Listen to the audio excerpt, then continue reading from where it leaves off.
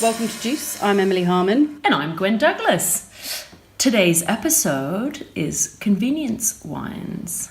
Wines when you're in a bit of a pinch, when it's late night and that independent wine shop is closed and you don't know what to do, but you need another drink. And suddenly there's another party to go to. Maybe you don't have a whole lot of money with you because you've spent it all on dinner or whatever else. So, convenience wines. We set ourselves challenges this week where we had a €15 budget each and we were allowed to purchase 2 bottles. We've had a look at the selection and I actually think it makes sense that Gwen...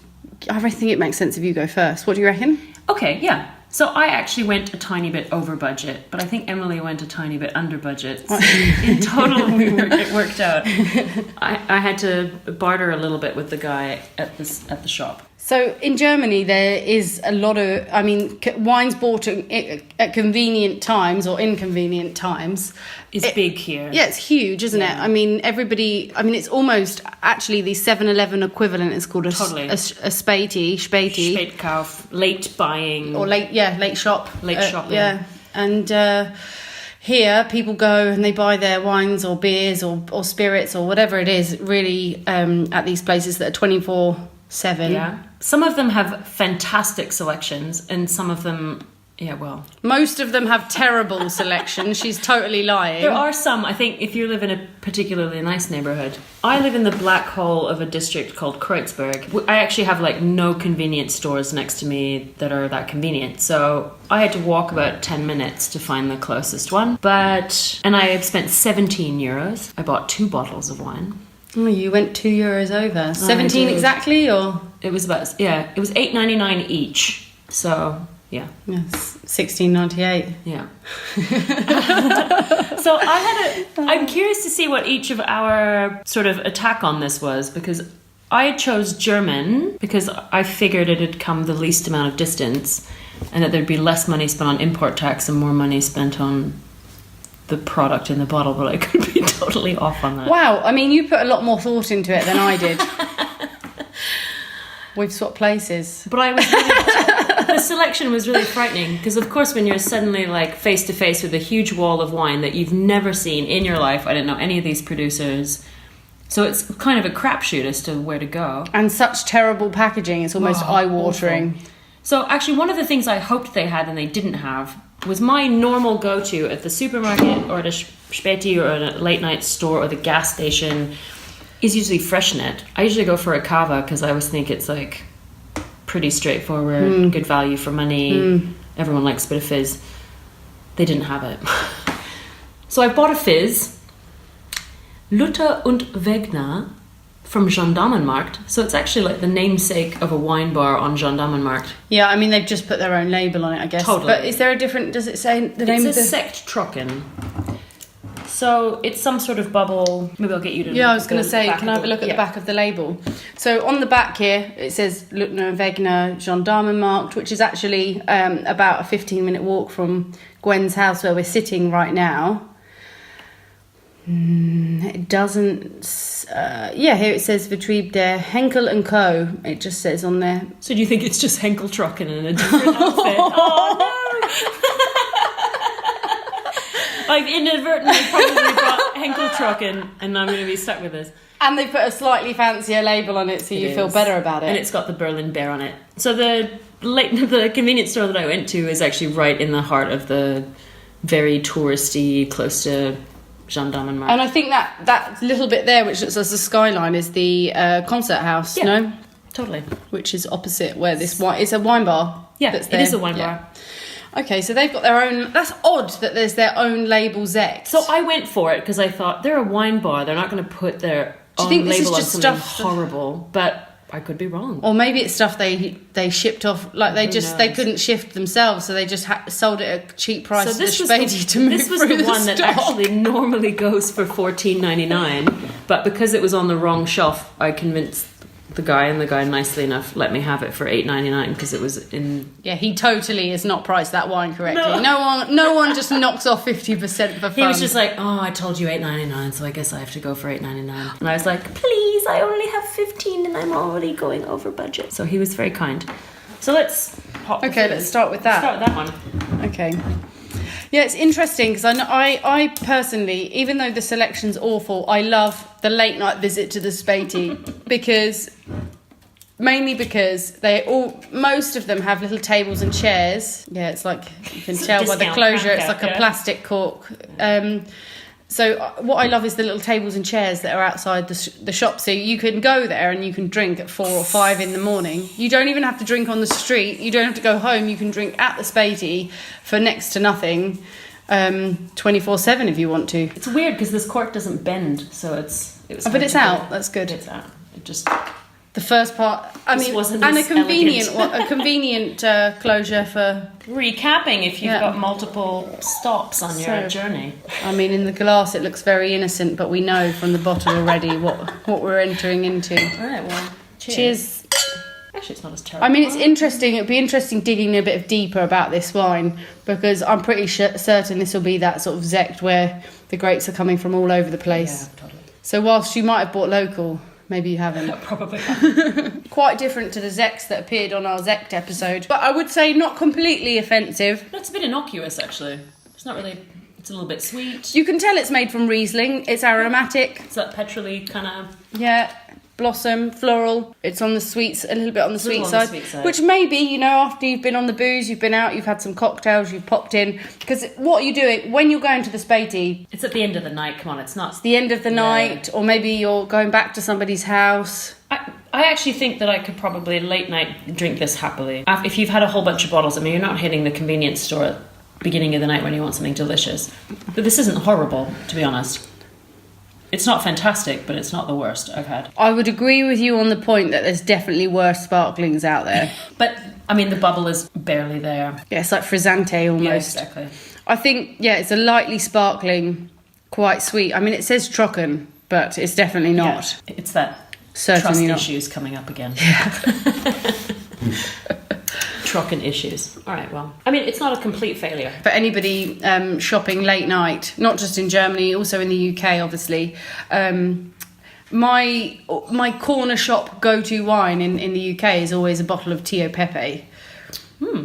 Because it's never very expensive. You can usually get one under a tenner. Okay. And sometimes being aged that little bit longer on the shelf because it probably hasn't been bought for 2 years makes it a little bit more complex and interesting.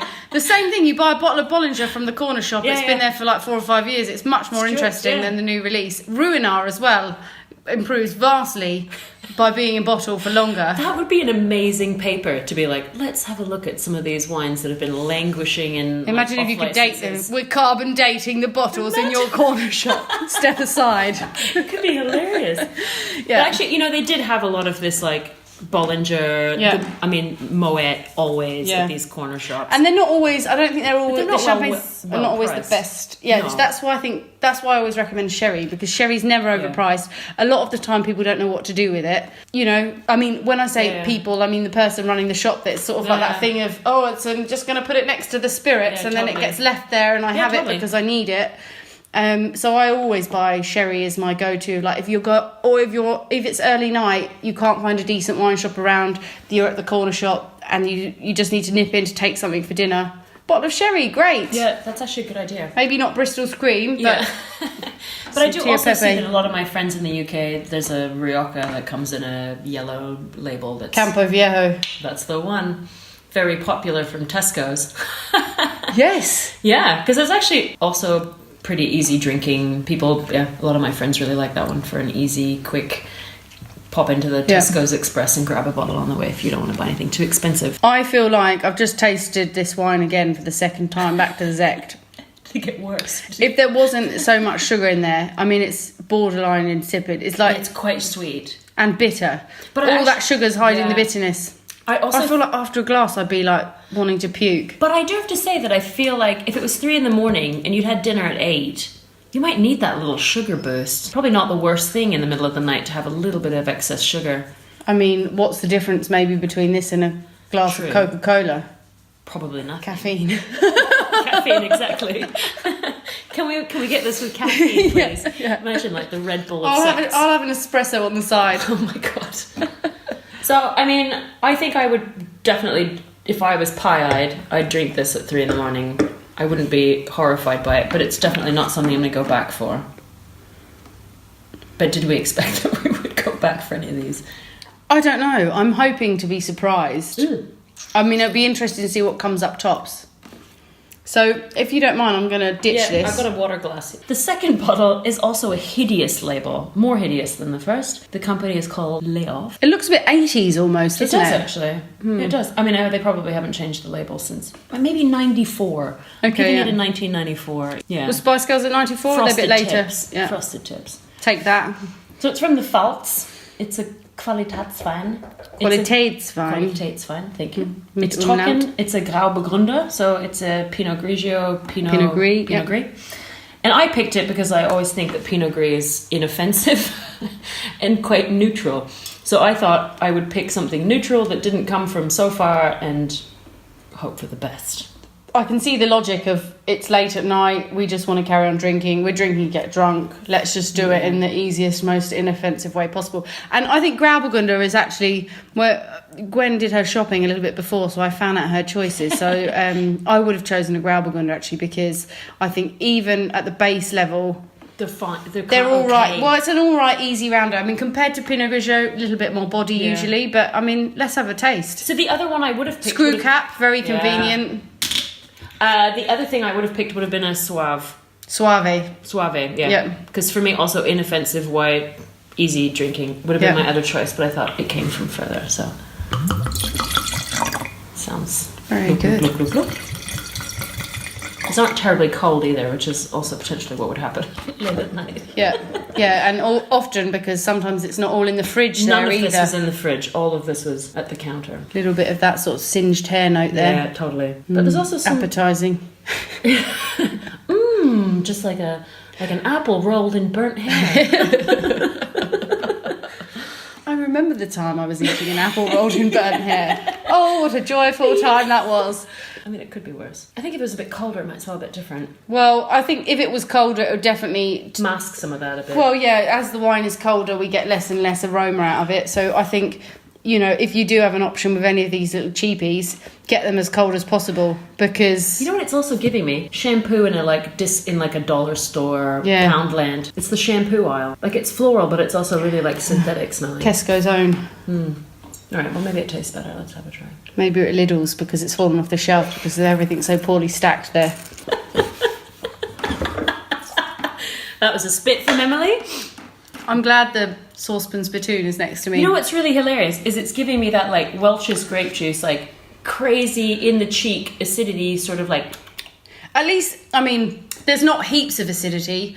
It's probably lingering, whatever is happening. I think this has been acidified. Yes, So I definitely think with wines like this, I mean, obviously we're only speculating because we cannot know for sure, because this is our first introduction to this producer. Well, I'm happy you got the sparkling, because if I bought both of these, this would have to definitely be like at 6 a.m. when there's literally nothing left and you're like, fuck it, open that one. Because it's not... I mean, this is the dry option though, for those that maybe would get tired of the fizzy option. There's more texture there. It's obviously made from quite ripe grapes. You can tell by this fruity, waxy thing. It's very, very simple. But there's not much going on. There's a bitterness there. Yeah, and there's a lingering, like, lemon acidity. Yeah, the acidity's very, very hard. Yes, and it's like disjointed. Lemon juice. You get this richness and then, boop, this very, very hard acidity. It's not pleasant. It's like someone cuddling you and then spanking you too hard with a ruler. In an unappetising way. Someone you don't want to be spanked by. She's gone in for a second go. I had to swallow it just once, but I really didn't want to. I'm trying to find good things to say. I'm just going to be honest, I really don't like this one. It's really boring and it's not pleasurable. No. The first one, actually, I would happily drink. Would you? I mean, maybe not happily. Contentedly drink. At the end of the night, I'd be fine with this. I'd be surprised that it wasn't like this. Because this is actually what It almost tastes a little bit like onion. Smell it again. Know what I mean? It's like that sulphuriness, the sulphide-y thing when you're cutting onions. Yeah, cutting board. Yeah. Onion vapour gases coming off the onions. Ugh. That's not a good one. I mean, and the guy told me that it's a bestseller. $8.99 for that. I shouldn't have paid $8.99 for that. That's like a $4.99 wine. I mean, it's so sweet, him saying it's a bestseller. I'm wondering what his worst seller is. I know. I mean, it was just on a shelf that someone my height could reach, so potentially that's why convenience. Yeah. The closest one to the counter. Because there were a lot of shelves, and I'm not very tall, and I had to put my glasses on to be able to like read the labels, because of course they're in a really busy area. So yeah, that's not a winner. I'm picturing you as like a toddler looking up at the top shelf, going, "What's on the top shelf?" It's like sir?" Rugrats. Yeah. Like you could pickle onions in this. Like you could like just put some. I mean, I think eggs there in could right be now. some pickled onions in this. But you'd like toss a couple eggs in there, and like a couple of days you'd have some. I mean, this is an example of a factory-made wine, Totally. and maybe that's cussing it down a little bit too much, but this is an industrial wine. Totally. It's been manipulated. It's probably made with cultivated yeast that are trying to give it that very lemony, appley flavour. It's definitely been acidified. I'll take it back if the winery tells me otherwise, but I'm very certain that this wine has been heavily manipulated. And to be honest, not for the better good either. No. No. I'd be curious to see what this would taste like without all the... But I mean, who knows where all this Carbonara came from. Exactly. So hopefully what you've brought is better than what I did. So I did the opposite, because I knew we had a 2-bottle limit and I knew I had €15, and I took a completely different approach. Right. So I know that you were quite smart and probably more sensitive in your approach by thinking about drinking local. It was much more thoughtful. Whereas I was like, okay, what would I drink? Because the only time I would go to a late night shop, I was very limited, but I decided to only go to the one place, so I had to deal with the selection in front of me. That's what I did, just pick one place and then... So thinking in the same way, and unfortunately couldn't find the sherry that I would usually look for, I had a few other options, so it was a very limited choice, but I did the best in what I could. And I thought, I have up to €15, and how am I going to get the maximum experience out of that €15? So mine came to $8.50. You Mainly because you'll see why with my choices. But I was tossing up with my second option. First off, I thought maybe an Italian white wine, for the same reason that you were thinking about the Grauburgunder, or something that's quite neutral, easy, and Italy is sort of my go-to for that. If ever I go to a restaurant, if I'm going to drink cheap, I tend to go Italian. Mm-hmm. I decided that I would go for a red wine, because I thought, actually, at the end of the night, soft, fruity, easy drinking red wine might be better than going for something that could potentially be off dry or too acidic on the belly after a lot of drinking. Just that little bit of that wine already makes me think like, God, I would hate myself. So the wine that I've got is quite cute, because I chose it based quite on... sweet. Yeah, with a little owl in blue and silver and white. And it's Pinot Nox 2017 from Penedes in Spain. And... there's a little story on the back which lured me into it, which says Nox, from Latin, night, unsurprisingly, is the Pinot tribute to their workers who participate in the nighttime grape harvest. So I thought, that's somebody who cares, because they're picking at night when the grapes are cool. That was like a little thing that sort of tipped me off on this one. And it says preservating, so obviously grammar's not their strong point. Preservating the flavour potential of our grapes. Preservating. And it says, it is also an attraction for the owls, whose number is decreasing. Together with the World Nature Foundation, we are actively working to bring them back and protect them in their vineyards. By buying this wine, you contribute to a worthy cause. So when I saw this, I thought, oh, I'm helping the world. They care about the grapes. I'm going to mention right now that Emily lives in a fancier neighbourhood than I do. And I still spent less money. Yes. And I walked a minute from my house. I do live in a fancy neighbourhood. But the final thing is obviously the fact that it's a screw cap, because there's nothing worse late at night if you cannot get into the bottle, or, I've been scrambling around sometimes at late night with a screwdriver. A hammer and a shoe. You got like whatever you can. I mean, my friend can open a bottle with a shoelace, which I've actually tried to attempt, and I managed to do it. Actually, it doesn't even smell that terrible. So, cheers to our little owl. Cheers. I think you, by the nose, it's not that terrible. And this is Merlot, Cabernet Sauvignon, and Tempranillo. And, cheers to the World Nature Foundation and the little owls that we're helping be careful. One sip at a time. So it was funny when I bought this, though. The Turkish guy who was talking at me in German in a very short... Oh, guten Abend, Schatzi. I can't even do it now. I sound very German. I can't do the Turkish accent, but he's like, good evening, love, or whatever. And he was FaceTiming his sister in Turkey, which he then put the screen over to me, and I was awkwardly sort of waving at her. I've met this guy like 3 times. Like, we don't know each other well, and then I was having to FaceTime his sister. I love it. That's what I love about people that work in convenience stores. They're actually like really nice people. They have to deal with probably the worst of the worst, and they still like keep, like my guy today, letting me have the wine for almost half price. Like, I mean, I don't know if you were giving it half price or you were giving it at the price. He showed me the other one with the sticker on it. So quite pleasant, this wine on the nose. It smells really quite nice. Raspberries, blackberries. You're getting the Cabernet Merlot fruit coming through. There's a little like slightly herbal quality, but it is giving me a little bit of candy fruit. Violets, a little bit, Parma violets. Yeah, there's like just everything in there. So already a little bit more complex. I'm already not bad. Excited about he this. did tell me. He said, "Oh, schön, sehr schön, very very nice, very very nice." He said, "I have more cheaper options for you." He said, "No, I want this." I think it smells nicer than it tastes, but it tastes really easy. So this was €7.50. I mean, or €7. No, it's €7. I won't buy something for £5. What I was thinking was, how can I spend as little money as possible and get something all right? So usually when I go to like Pizza Express, everybody says to me, sorry, what? She's like, when I'm just hanging out at Pizza Express, I'm trying to imagine you standing at a Pizza Express. Well, occasionally I go in because I'm forced to by other people, and I go in for dinner, and then they're like, usually when I'm visiting my hometown in Surrey, so go into Pizza Express, and then I'm there with someone, and they're like, "Oh, well, you could choose the wine." There is no choice. There is no choice. There are just 5 different wines that all taste... You may as well like eeny, meeny, miny, moe it. Yeah, they all taste a little bit similar, and they're all different prices. It just tastes like wine. So I always choose the cheapest wine possible, because I'm like, if I'm going to spend 20 quid or 30 quid, I'm going to save the tenner, because it's all going to be the same experience for me. So that's a top tip. There we go. Yeah, and usually I would apply this to the convenience store thing, but not only for the lovely story on the back and the little owl label and the fact that this is potentially helping some owls in the forest somewhere, not just for that. I also thought Spanish red wine. Yes. And I looked at the grapes and it said Tempranillo, Cabernet and Merlot, so I thought those sort of grapes, a little bit warmer climate, round, fruity, easy. Not too dry, not too tannic, probably isn't oaky, this isn't oaky. No. And a bit of an easy, smooth drinker. I actually think this would be very easy late night after. Good. You've been out for dinner, you've been out for cocktails, something to just sort of start winding things down, so it's maybe. It's not giving me that like acid stomach.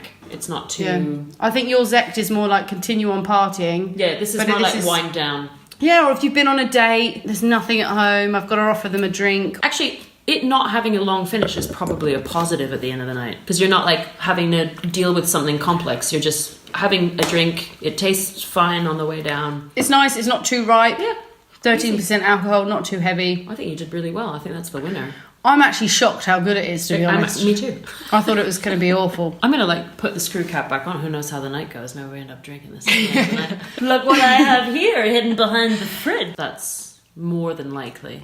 So that was my first choice. And then my other choice was, because we said bottles. She went off-road. I went off-road. And I was very close to bringing the little gin and tonics in a can, because I thought that's a very good go-to option. Too. But then I was like, it's not a bottle and it's too alternative. So I went for a bottle of beer. So I got the classic späti drink. The Berliner. The Berliner Pilsner, which also has the Berlin Bear. So we've matched each other there.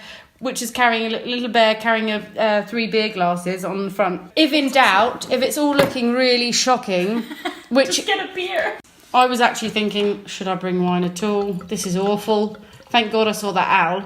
And then I just thought, I'm going to be realistic. This is exactly what I would imagine if me and you walked into a late night shop after being out on the booze. You would try and choose whatever was the best option possible and probably spend like €80 or something. Yeah, totally. And I would be in the corner just packing up cases of beer for us to drink. Yeah. So I've noticed you haven't even taken a sip. No, from I haven't beer. Because I was waiting. I've had a sip. Oh, right. I thought we were going to like... We don't need to analyse this beer. I mean, we're drinking the equivalent of what? Stella? Maybe not Stella, but Stella, like Kronenberg, maybe? Maybe. Beck's, I don't know, somewhere between maybe the two. Beck's, I think something Becksy. Also, maybe if you're like a little bit too boozed, slow the train down. Stop at the station for a bit. No one wants to derail. Get some crisps, get some chips. The options are endless. But maybe not always the best options. It's not always the best options. It can be a bit of a lucky dip. But does it matter? Because actually, in the end, you bring these drinks to wherever you're going. You're having a good time with your mates. Oftentimes, the pleasure of drinking is added to by who you're with. So does it really matter that it was not that great? Yeah, I think this is a company over quality conversation, isn't Absolutely. it? That's the point. Yeah, that's the point of all of this, is that actually maybe there are probably some gems hidden. I would love to hear what your späti convenience store, gas station, whatever go-tos are. And you can see some pictures of the places we purchased the wines from. The outside shot of my Spätkauf. And the inside insanity of mine. Yeah. Please stay in touch with us. You can find us on Instagram at juice.podcast and on Twitter juice_podcast. And you can also find us at our website at juice.show. See you next week. See you next week. Cheers, Emily. Cheers.